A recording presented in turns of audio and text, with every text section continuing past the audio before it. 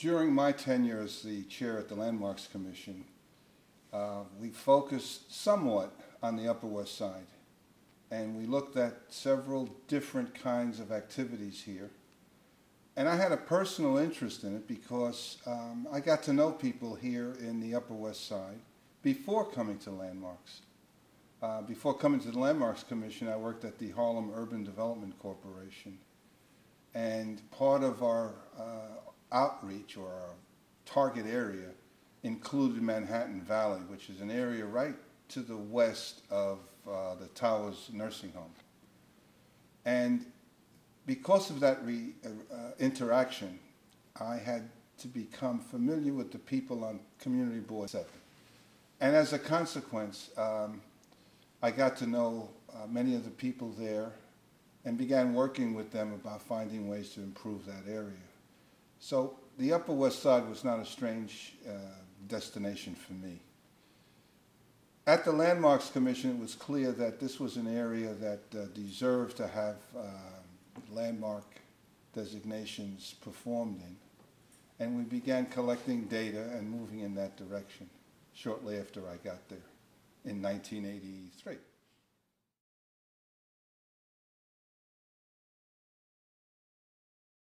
The community wanted the Landmarks Commission to focus on the Upper West Side for lots of reasons. And one of the humorous reasons that I always remembered was that the Upper East Side had gotten a historic district of some size a few years earlier. And there were people on the Upper West Side who felt that their district should be formed and be bigger. Even if it were one building bigger, that's what they wanted. That's a humorous answer, but during the 80s, the city was going through a rapid period of development. And the fear was that there would be important buildings lost through the development process, through demolitions, through inappropriate alterations. And the community banded together in a way and petitioned the Landmarks Commission to move more quickly.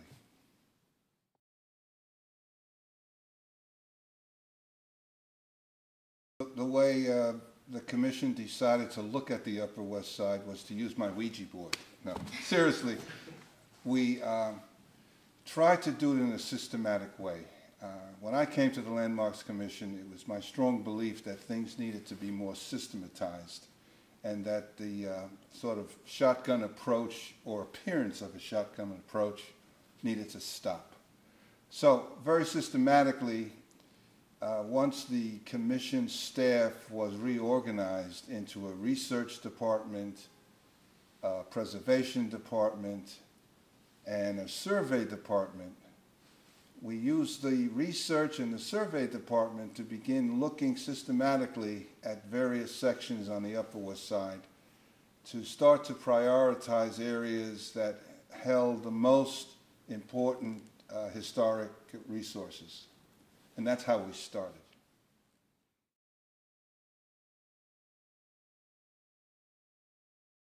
My earliest recollection of the community interaction with the Landmarks Commission while I was there keep me awake at night sometimes.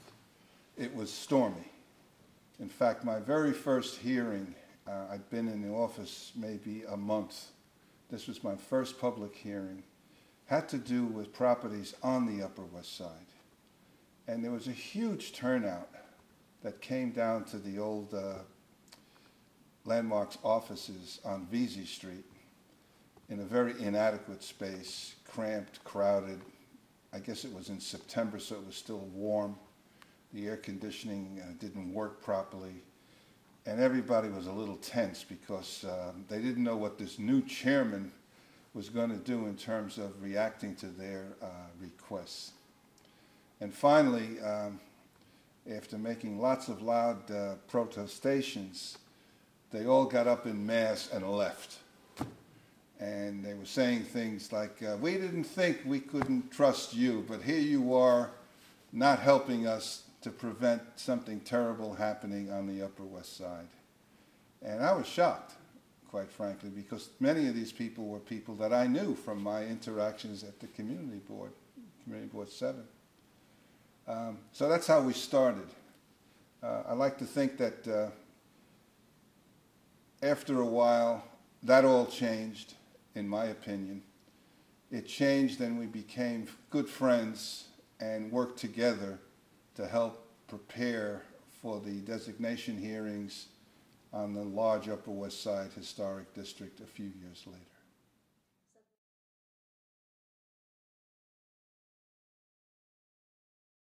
How could I forget that? It was really great. It was a public hearing that was held in 1988, and it wasn't held at our normal place, which was in the Landmarks office, or at City Hall in the Board of Estimate chambers, which is a large sort of auditorium space. But we chose to hold it up in the Upper West Side, and it was held at a church on Central Park West. And it lasted for 2 days, which meant that I believed everybody in the community who had any interest whatsoever for the designation, or against it for that matter, had an opportunity to come and explain and make a statement as to why they felt the way they did. I think it was very beneficial for the commission members to be there and get to know some of the attitudes and personalities in the Upper West Side.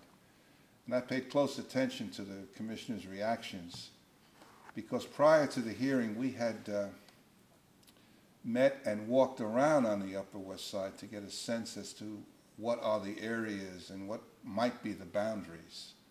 So seeing the public reaction to the things that we thought might become the historic district was a very enlightening period, along with some wonderful tales, some of them good, some of them somewhat outrageous, about how to protect buildings or not protect buildings on the Upper West Side.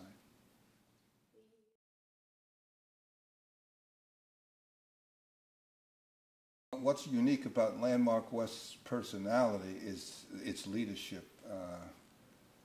You have to know Arlene Simon to really appreciate what I'm saying.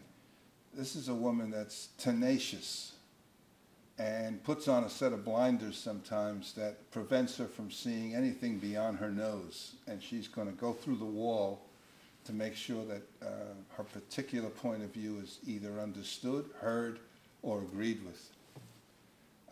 And you need that in a community organization, because it's very easy to lose your focus, and it's very easy to start trying to do everything and end up doing nothing. I remember when Landmark West was formed, there was a little tentativeness in terms of their public posture and their public outreach, but that quickly gelled, and they became a force of some importance. They did a lot of good homework. They knew what they were talking about. They offered support to the Landmarks Commission when needed. And they offered some criticism, quite frankly, when they felt that what the Landmarks Commission was doing was either too slow, not enough, or just in the wrong area. So it's the kind of community organization that I think we expected in those days. Of all the community organizations that are still around, I think they're among the most effective for their area. I also think that other organizations and organization wannabes ought to watch what has happened at Landmark West and learn a lot about how to go about conducting themselves.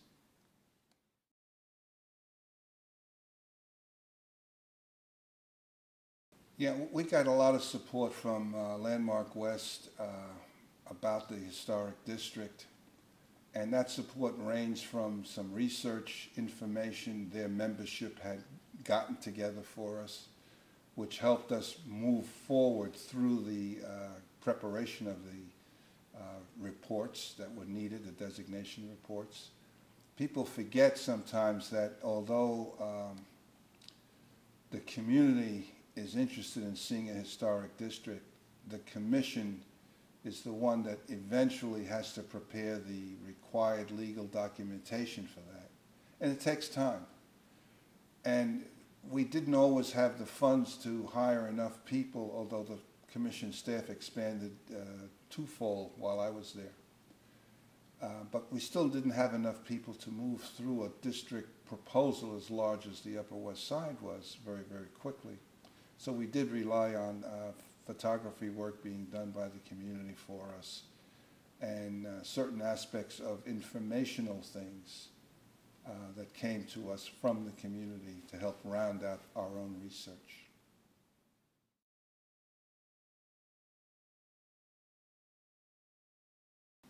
Back in the 80s, the commission, of course, did designation work which involved the research department and the survey department.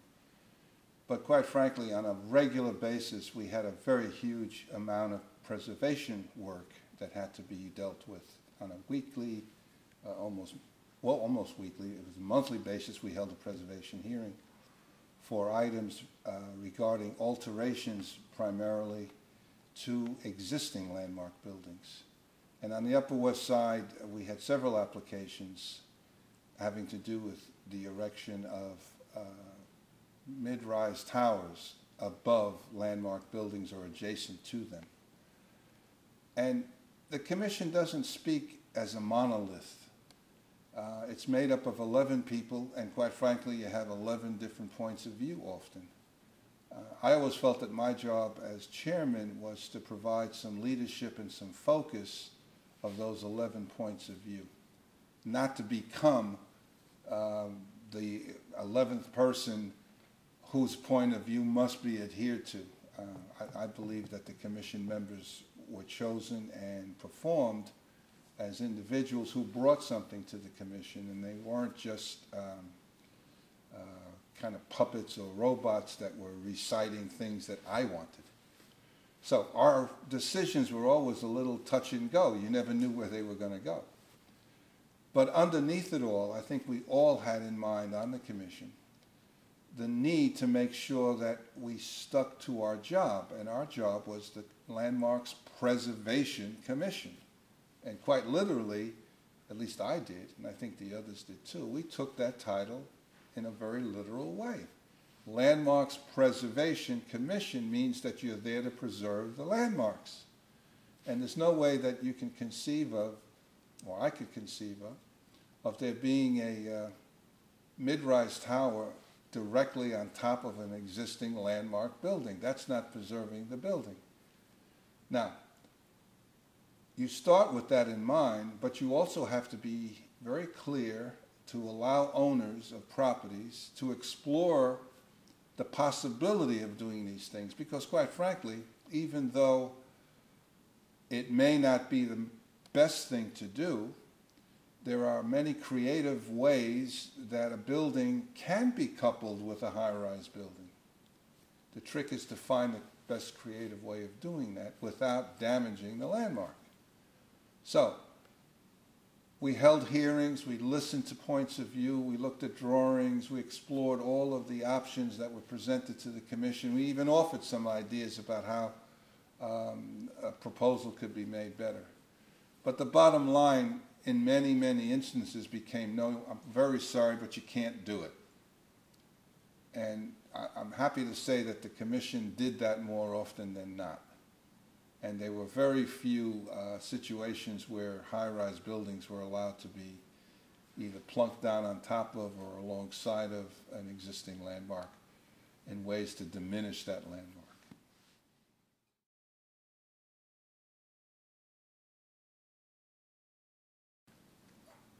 The commission always approached the possibility of landmarks in a way to include the community input. Yes, we had certain, through our own research, certain buildings that we felt should be looked at more closely and taken to a public hearing. But that didn't mean we did not allow other input from other people. And on the Upper West Side, we looked to the groups that were formed, block associations, Landmark West, and other citywide groups who had suggestions about creating new landmarks. So it wasn't a closed, self-fulfilling prophecy kind of an arrangement.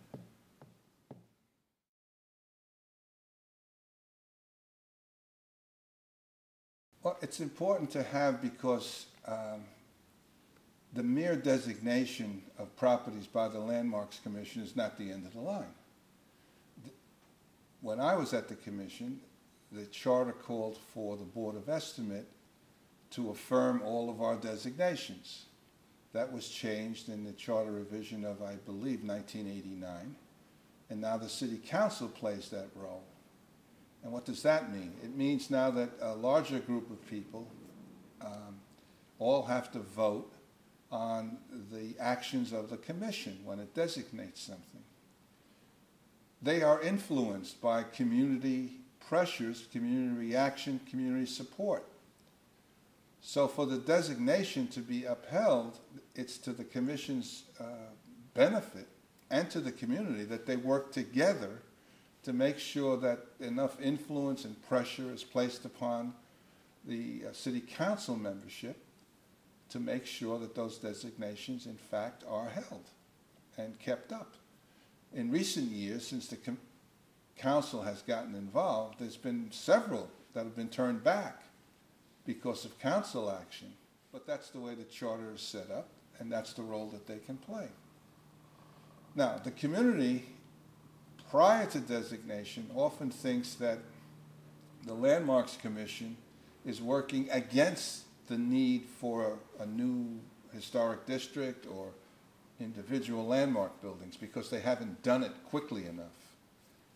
In the case of the Upper West Side, the commission, I think, early on indicated that they were in favor of creating a district. The question would be, how large a district, what would it include, and what would the boundaries be? So the community was helpful to the commission by supporting what we brought to the public hearing and what we eventually, after I was there, by the way, so I don't have a real dog in that fight, after I was there, the historic district was created, and the community supported that creation so that it went through and became a historic district and stayed that way.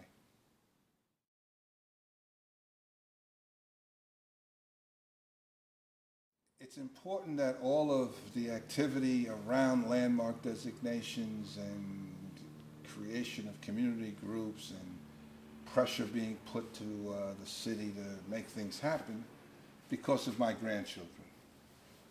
I say that half in jest. It's because of everybody's grandchild. This is an activity that goes beyond those of us today who are involved here. We have to look to the future. That's number one. Number two, we have to look to keeping our city as a destination. And it's been proven time and time again that people travel to New York in greater numbers when they feel there's something to see here. To have historic buildings, to have the recognition of older neighborhoods kept intact, to look pretty much as they did when they were created, is a draw for tourists to come from across the ocean, from across the country, to come to New York City. So from a very narrow economic benefit point of view, it's great to have that sort of resource here in this city and to include the best possible buildings. And that's what the landmark law says, quite frankly. It's not my idea.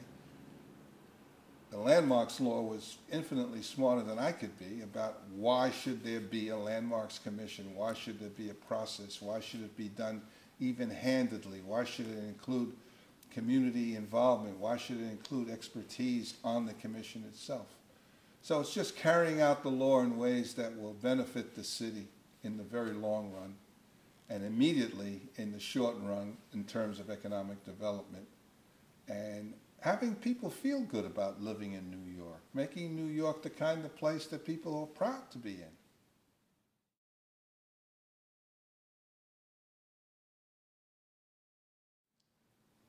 It's important for an organization like Landmark West to continue and thrive and grow because the community needs that sort of glue. It can act as a glue, bringing people together, focused around a community effort to make sure that buildings are kept up. To have a designation is great, but unless the buildings are used, unless the buildings are maintained, you end up with ruins. And we don't need ruins in New York City. We need habitable buildings performing useful functions looking as great as they can, and making a community work in ways that are beneficial to everybody who lives in them.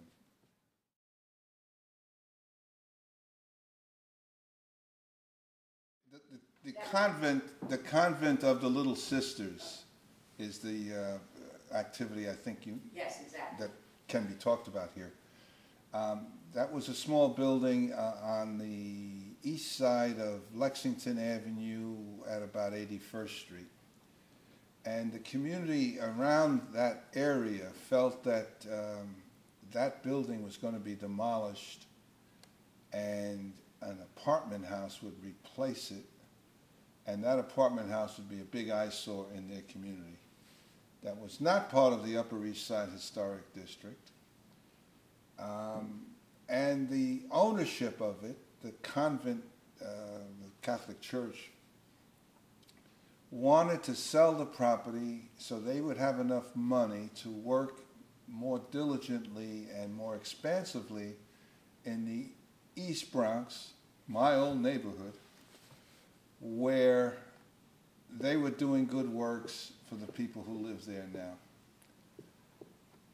I felt, and the commission members agreed with me, that we ought to have a public hearing and make sure that all the rumors and crosstalk that was going on could be done in a formal way at a designation hearing, and that the commission would bite the bullet and decide whether or not this building ought to become a landmark. And all of that happened. We had a public hearing. Members from the church spoke, explained what their mission was, why they wanted to do it, and the community spoke and talked about how their views were going to be blocked and all of the negative things that they thought was going to happen. We closed the hearing and began to deliberate on this item in the following weeks. And sure enough, I believe it was Dolph Plachek, our historian at the time, had done some research about who the architect was and whether or not this was an outstanding building from the firm, if I have it right, of McKim, Mead & White. And Dolph, I believe, convinced many of us that this building, though interesting, was not really representative of the best work of McKim, Mead & White, and that it really shouldn't be a landmark. Now, I tell that story often for several reasons. One, that the commission has the obligation to hear properties that have some interest, some community interest, some interest on the membership of the Landmarks Commission, and not run away from making decisions. And that once you have a public hearing, a lot of facts come out that weren't available prior to the hearing. Those facts, along with the judgments that can be made by trained professionals doing research and understanding it, are useful to say yes or no for a designation. And that's really what the commission should be doing.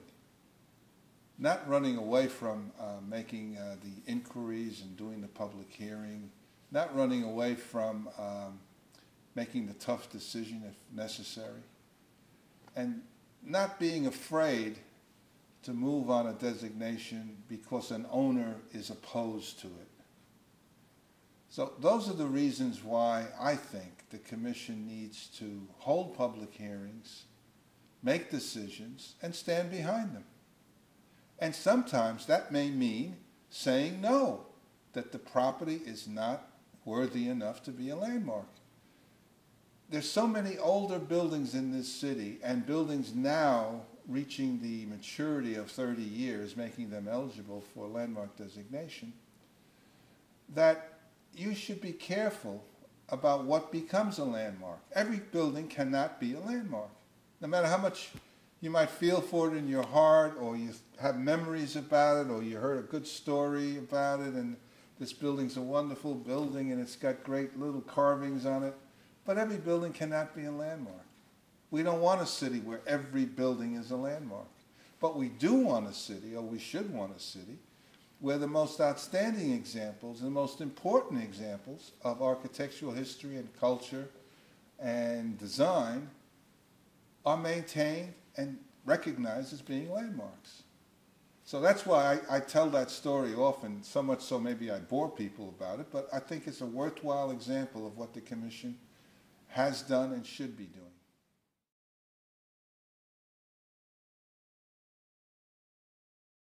That's right. I thought then, and I believe now, that the Commission should have had a hearing to explore the value and the importance of 2 Columbus Circle.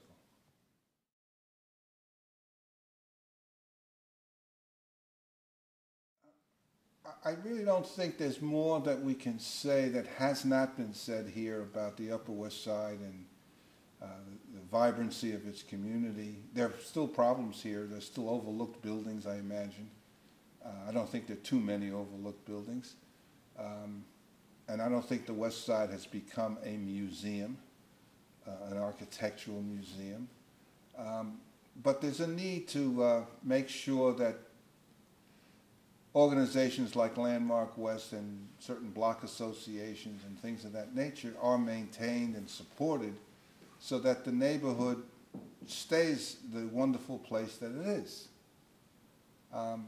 So I look to the future and would support any community group that's out there. I've been working from time to time in recent years with Landmark West over certain projects and enjoyed it, and hopefully brought something to the table to assist them.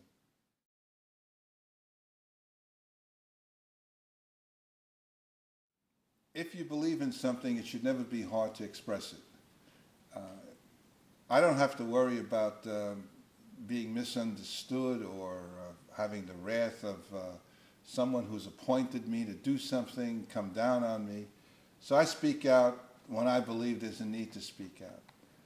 And I believe now that the Landmarks Commission and the community that supports designations ought to be closer together and not be adversarial, but complement each other and work together to get this important work done.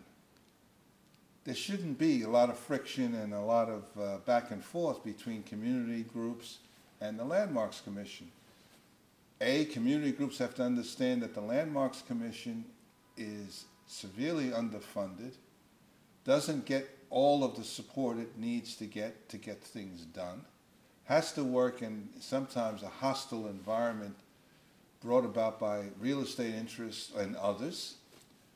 And the communities have to understand that the Landmarks Commission needs their help. And the Landmarks Commission has to know that the communities are there to help them. We talked earlier about the process of making a property a historic district or an individual landmark and the approvals that are necessary. That's very important. And unless the Commission and the communities can work together, it's not going to be a smooth road.